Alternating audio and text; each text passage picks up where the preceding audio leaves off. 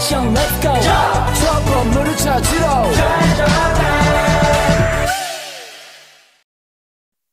Etika.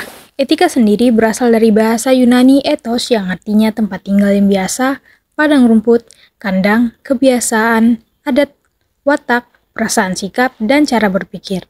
Etika dalam arti luas ialah ilmu yang membahas tentang kriteria baik dan buruk.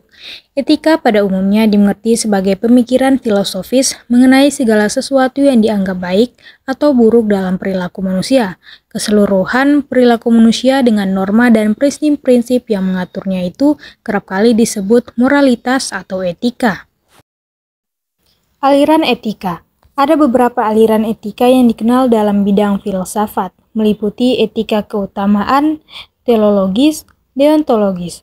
Etika keutamaan atau etika kebajikan adalah teori yang mempelajari keutamaan, virtue artinya mempelajari tentang perbuatan manusia itu baik atau buruk. Etika keutamaan ialah baik hati, belah kasih, terus terang, bersahabat, murah hati, percaya diri, berani, santun, jujur, mandiri, bijaksana, peduli, dan toleran. Etika teleologis adalah teori yang menyatakan bahwa hasil dari tindakan moral menentukan nilai tindakan atau kebenaran dan diawankan dengan kewajiban. Etika deontologis adalah teori etis yang bersangkutan dengan kewajiban moral sebagai hal yang benar dan bukannya membicarakan tujuan atau akibat. Etika Pancasila. Etika Pancasila adalah cabang filsafat yang dijabarkan dari sila-sila Pancasila untuk mengatur perilaku kehidupan bermasyarakat, berbangsa, dan bernegara di Indonesia. Oleh karena itu, dalam etika Pancasila terkandung nilai-nilai ketuhanan, kemanusiaan, persatuan, kerakyatan, dan keadilan. Sila yang pertama yaitu sila ketuhanan mengandung dimensi moral berupa nilai spiritualitas yang mendekatkan diri kepada Sang Pencipta. Yang kedua yaitu sila kemanusiaan mengandung dimensi kehumanus, artinya menjadikan manusia lebih manusiawi, yaitu upaya meningkatkan kualitas kemanusiaan dalam pergaulan antar sesama. Sila yang ketiga yaitu sila persatuan mengandung dimensi nilai solidaritas, rasa kebersamaan, cinta tanah air. Dan nilai yang keempat yaitu nilai kerakyatan mengandung nilai berupa sikap menghargai orang lain, mau mendengar pendapat orang lain. Dan yang terakhir sila kelima yaitu sila keadilan mengandung dimensi nilai atau peduli atas nasib orang lain, kesediaan membantu kesulitan orang lain.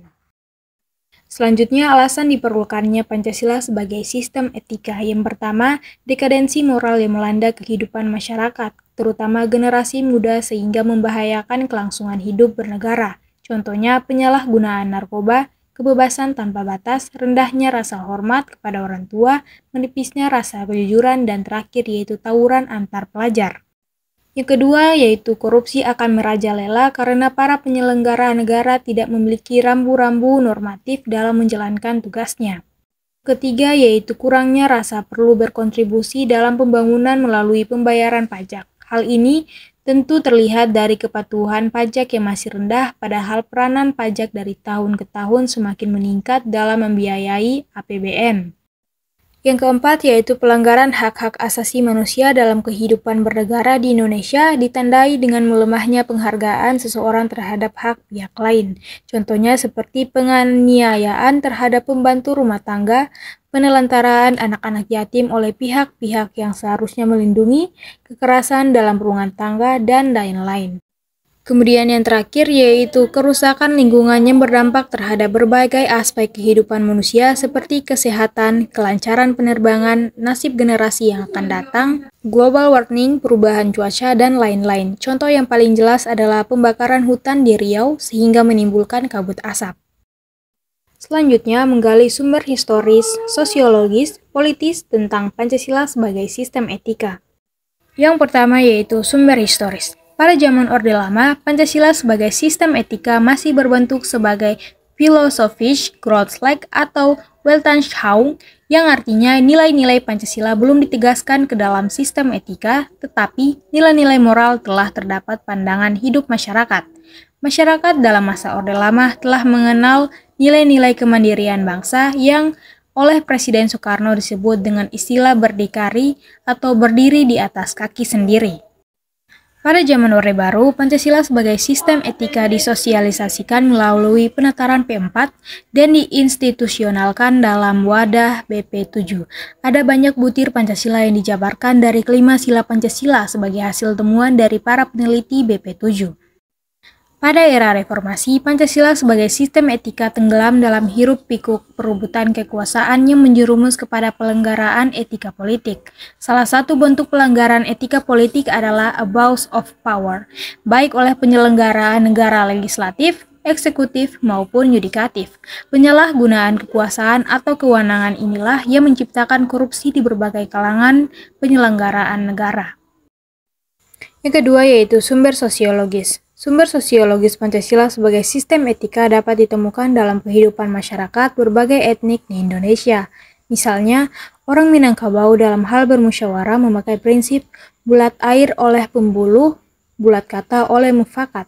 Masih banyak lagi mutiara kearifan lokal yang bertebaran di bumi Indonesia ini sehingga memerlukan penelitian yang mendalam. Yang ketiga yaitu sumber politis. Sumber politis Pancasila sebagai sistem etika terdapat dalam norma-norma dasar atau Grundnorm sebagai sumber penyusunan berbagai peraturan perundang-undangan di Indonesia. Hans Kelsen mengatakan bahwa teori hukum itu suatu norma yang berbentuk piramida. Norma yang lebih rendah memperoleh kekuatannya dari suatu norma yang lebih tinggi. Semakin tinggi suatu norma akan semakin abstrak sifatnya dan sebaliknya. Semakin rendah kedudukannya, akan semakin konkret norma tersebut. Pancasila sebagai sistem etika merupakan norma tertinggi atau Grundnorm yang sifatnya abstrak, sedangkan perundang-undangan merupakan norma yang ada di bawahnya dan bersifat konkret. Etika politik mengatur masalah perilaku politikus, berhubungan juga dengan praktik institusi sosial, hukum, komunitas, struktur-struktur sosial, politik, dan ekonomi. Etika politik memiliki 3 dimensi yaitu tujuan, sarana, dan aksi politik itu sendiri. Dimensi tujuan terjurumuskan dalam upaya mencapai kesejahteraan masyarakat dan hidup damai yang didasarkan pada kebebasan dan keadilan. Dimensi sarana memungkinkan pencapaian tujuan yang meliputi sistem dan prinsip-prinsip dasar pengorganisasian praktik penyelenggaraan negara yang mendasari institusi-institusi sosial. Dimensi aksi politik berkaitan dengan pelaku pemegang peran sebagai pihak yang menentukan rasionalitas politik.